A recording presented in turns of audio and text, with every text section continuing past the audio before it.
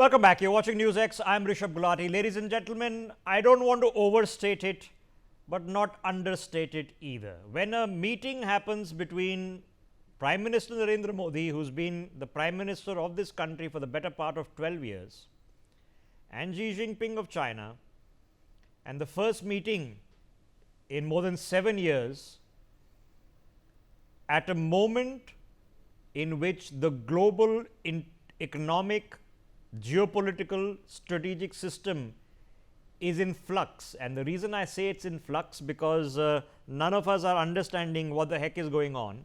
I know there are larger trends and arcs of history that remain intact.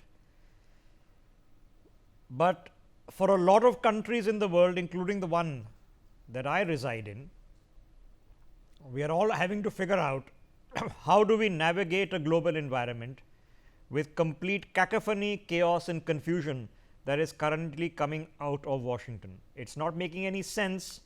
I think it's designed not to make sense, but it's not helping anyone. Now, this meeting between Prime Minister Modi and Chinese President Xi Jinping is the important one.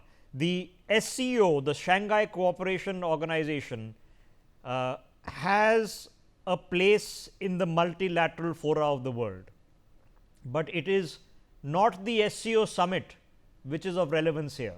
It is SCO plus, which basically means that Xi Jinping, as President of China, has got every head of state and every head of government that he can possibly find in organizing one of the grandest shows a couple of hours away from Beijing, that is indicating that if there was a point of isolation for China during COVID, that does not exist, and for him to have Narendra Modi there is a big signaling move.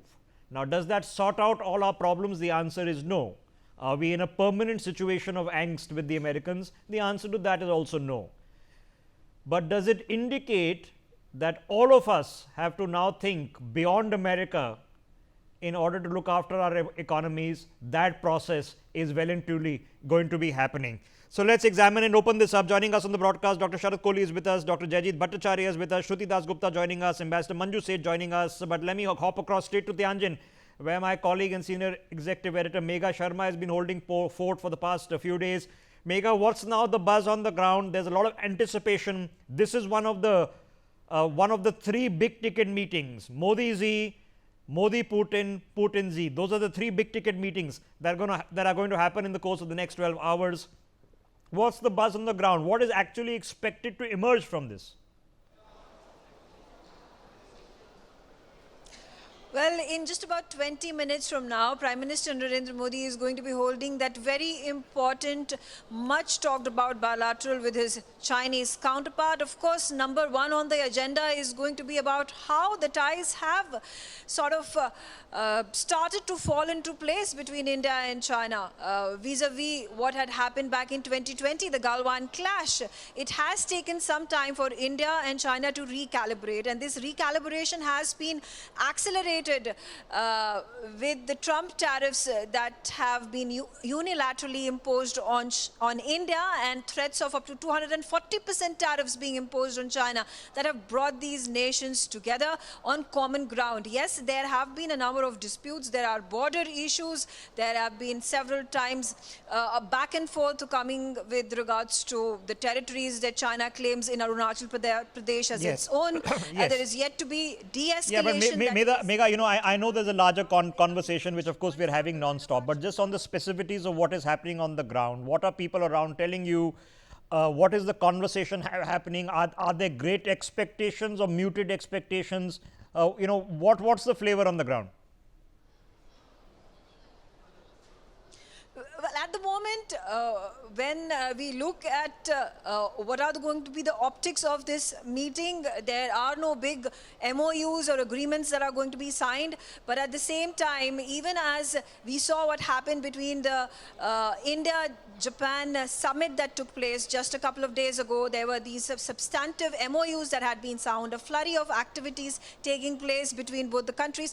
It is not going to be the same when the Xi Jinping, Prime Minister Narendra Narendra Modi meeting happens. But what is going to happen is that both the leaders are going to be meeting on Chinese territory. First time for an Indian Prime Minister to travel to China in 5 years' time. Okay. So that what's the MEA saying? Are we expecting a press conference? Are we expecting a statement, a joint statement, anything before the SCO proceedings? Because the SCO proceedings are far more complicated, and let's be practical, not the fulcrum of what is going on. What's the MEA saying?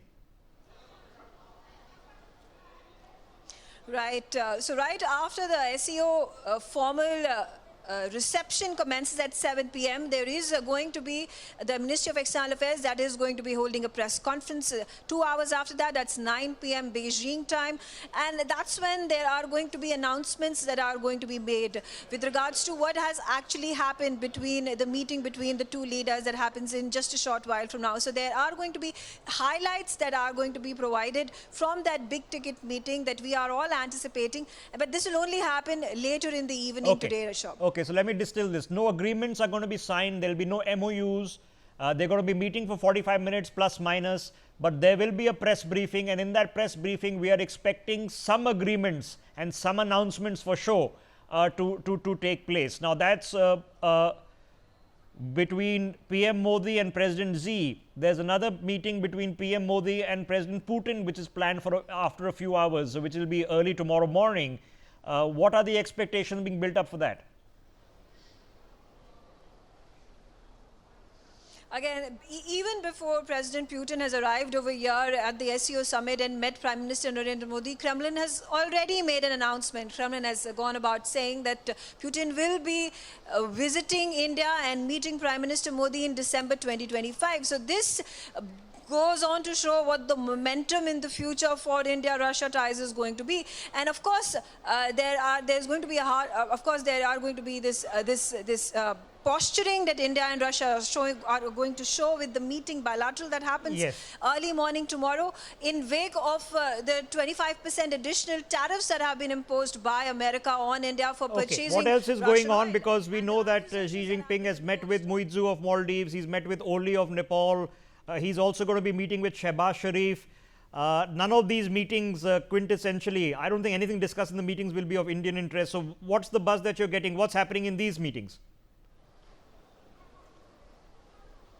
Okay, importantly, when it comes to Putin is going to be holding these important meetings. He's going to be meeting, as it is being scheduled, the head of state of Cambodia, the head of state of Myanmar. In fact, he is also going to be meeting a very important, closely watched out for a meeting that is going to be held between him and Masoud Pezeshkian, the Iranian president. Now, this is with regards to all the talk and the controversy that Iran is raking up because of its nuclear program, the E3 nations. Last thing quickly, do we know any other bilaterals? I believe a bilateral with the Myanmaris is likely between them and PM Modi. Any others that we know of so far? No, at this point of time, we know that there are in total 3 bilaterals that are happening, 2 that are confirmed. The third one, which is likely, as per sources, is going to be with the Myanmarese acting president. Okay, all right, Megha, I'll let you carry on. You've got a few minutes before this meeting starts, so I'll let you carry on. For more such videos, subscribe to the Newsx YouTube channel, hit the bell icon.